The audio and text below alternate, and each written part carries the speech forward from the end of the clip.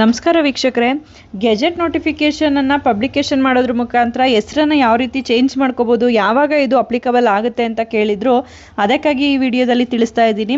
ಒಂದು ಗೆಜೆಟ್ ನೋಟಿಫಿಕೇಷನಲ್ಲಿ ಹೆಸರನ್ನು ಯಾವಾಗ ಯಾವ ರೀತಿಯಲ್ಲಿ ಚೇಂಜ್ ಮಾಡ್ಕೋಬೋದು ಅನ್ನೋದನ್ನ. ಸಾಮಾನ್ಯವಾಗಿ ಯಾರೇ ಆದರೂ ಹೆಸರು ಚೇಂಜ್ ಮಾಡ್ಕೋಬೇಕು ಅಂದಾಗ ಎರಡು ರೀತಿಯಲ್ಲಿ ಚೇಂಜ್ ಮಾಡ್ಕೋಬೋದಿರುತ್ತೆ. ಒಂದು ಕೋರ್ಟಿನ ಆದೇಶದ ಮುಖಾಂತರ, ಅಂದರೆ ಡಿಕ್ಲರೇಷನ್ ಸೂಟ್ನ ಫೈಲ್ ಮಾಡೋದ್ರ ಮುಖಾಂತರ ಒಂದು ಕೋರ್ಟಿನಿಂದ ನಾವು ಹೆಸರನ್ನು ಚೇಂಜ್ ಮಾಡ್ಕೊಳ್ಳೋ ಒಂದು ಆರ್ಡರನ್ನು ತೆಗೆದುಕೊಂಡು ಅದ್ರ ಮೂಲಕ ನೀವು ಹೆಸರನ್ನು ಚೇಂಜ್ ಮಾಡ್ಕೋಬೋದು. ಮತ್ತೊಂದು ಗೆಜೆಟ್ ನೋಟಿಫಿಕೇಷನಲ್ಲಿ ಪಬ್ಲಿಕೇಶನ್ ಮಾಡೋದ್ರ ಮುಖಾಂತರ ಹೆಸರನ್ನು ಬದಲಾಯಿಸ್ಕೋಬೋದು.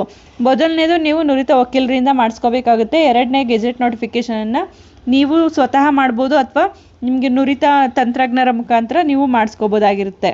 ಕೆಲವೊಂದ್ಸಲ ಒಂದೊಂದಕ್ಕೆ ಒಂದು ಅಪ್ಲಿಕಬಲ್ ಆಗುತ್ತೆ. ಅಂದರೆ ಆಧಾರಲ್ಲಿ ನೇಮ್ ಚೇಂಜ್ ಮಾಡಲು ಗೆಜೆಟ್ ನೋಟಿಫಿಕೇಷನನ್ನು ಕೇಳ್ತಾರೆ. ಈ ಒಂದು ಆಧಾರ್ ಕಾರ್ಡಲ್ಲಿ ಹೆಸರನ್ನು ಚೇಂಜ್ ಮಾಡಿಸ್ಬೇಕು ಅಂದಾಗ, ಅಂದರೆ ಸಂಪೂರ್ಣವಾದ ಹೆಸರನ್ನು ಚೇಂಜ್ ಮಾಡಿಸ್ಬೇಕು ಅಂದಾಗ ಗೆಜೆಟ್ ನೋಟಿಫಿಕೇಷನನ್ನು ಕೊಡಬೇಕಾಗುತ್ತೆ. ಕೇವಲ ಇನಿಷಿಯಲ್ಲು ಅಥವಾ ಕೇವಲ ಒಂದು ಯಾವುದೋ ಒಂದು ತಪ್ಪಾಗಿದೆ ಅಂದಾಗ ನೀವು ಅದನ್ನು ನೇರವಾಗಿ ಮುನ್ಸಿಪಾಲಿಟಿ ಅಥಾರಿಟಿ ಏನಿರುತ್ತೆ ಅಲ್ಲಿ ಹೋಗಿ ಚೇಂಜ್ ಮಾಡಿಸ್ಕೋಬೋದಾಗಿರುತ್ತೆ. ಅಥವಾ registrar of birth and death ಏನಿರ್ತಾರೆ ಅಲ್ಲೂ ಕೂಡ ಹೋಗಿ ಚೇಂಜ್ ಮಾಡಿಸ್ಬೋದಿರುತ್ತೆ.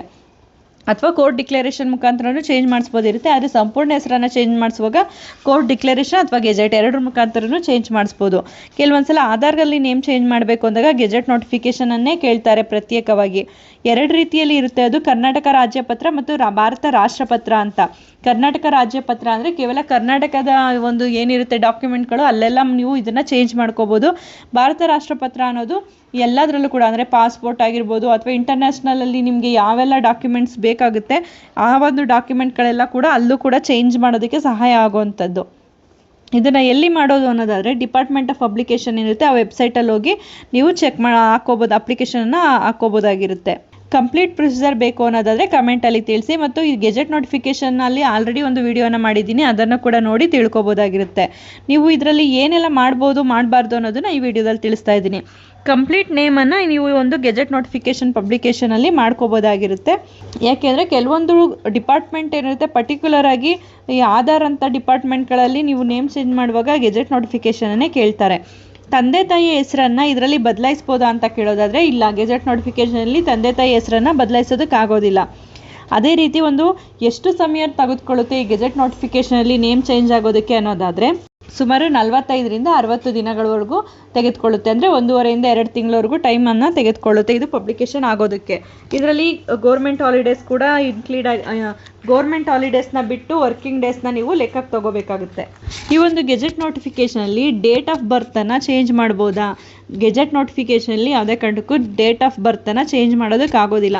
ಏನಾದ್ರು ಮಿಸ್ಟೇಕ್ ಆಗಿದೆ ಅನ್ನಿಸ್ದಾಗ ನೀವು ಅದನ್ನು ಚೇಂಜ್ ಮಾಡ್ಬೋದೇ ವಿನಃ ಯಾವುದೇ ಕಾರಣಕ್ಕೂ ನೀವು ಡೇಟನ್ನು ಚೇಂಜ್ ಮಾಡೋಕ್ಕೆ ಬರೋದಿಲ್ಲ. ಗೆಜೆಟ್ನಲ್ಲಿ ಲಿಂಗ ಬದಲಾವಣೆಯನ್ನು ಮಾಡ್ಕೋಬೋದು. ಕೆಲವೊಂದ್ಸಲ ಲಿಂಗ ಬದಲಾವಣೆಯಲ್ಲಿ ಏನಾದರೂ ತಪ್ಪಾಗಿದ್ದಾಗ ಅಥವಾ ಟ್ರಾನ್ಸ್ಜೆಂಡರ್ ಆಗಿ ಬದಲಾದಂಥ ಸಂದರ್ಭದಲ್ಲಿ ನೀವು ಒಂದು ಲಿಂಗ ಬದಲಾವಣೆಯನ್ನು ಈ ಗೆಜೆಟ್ ನೋಟಿಫಿಕೇಷನಲ್ಲಿ ಮಾಡ್ಬೋದು. ಅದೇ ರೀತಿ ನೀವು ಒಂದು ಧರ್ಮದಿಂದ ಮತ್ತೊಂದು ಧರ್ಮಕ್ಕೆ ಹೋದಾಗ ಆ ಒಂದು ಧರ್ಮವನ್ನು ಇದರಲ್ಲಿ ಬದಲಾವಣೆ ಮಾಡ್ಕೋಬೋದಾ ಅಂದರೆ ಕ್ಯಾಸ್ಟ್ ಏನಿರುತ್ತೆ ಅದನ್ನು ನೀವು ಮೆನ್ಷನ್ ಮಾಡ್ಬೋದು. ಅಂದರೆ ಖಂಡಿತವಾಗಿಯೂ ಧರ್ಮ ಬದಲಾವಣೆಯನ್ನು ಕೂಡ ಗೆಜೆಟ್ ನೋಟಿಫಿಕೇಷನಲ್ಲಿ ಮಾಡ್ಕೋಬೋದು.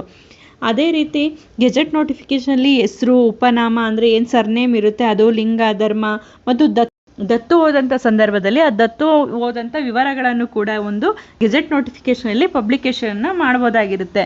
ಇದು ಒಂದು ಏನೆಲ್ಲ ಮಾಡ್ಬೋದು, ಏನನ್ನ ಮಾಡೋದಕ್ಕೆ ಬರೋದಿಲ್ಲ ಅನ್ನೋದು ಒಂದು ಇನ್ಫಾರ್ಮೇಷನ್ ಆಗಿದೆ. ಇದಕ್ಕೆ ಸಂಬಂಧಪಟ್ಟಂತೆ ಯಾವುದೇ ಡೌಟ್ಸ್ ಇದ್ರೂ ಕೂಡ ಕಮೆಂಟ್ ಮಾಡಿ.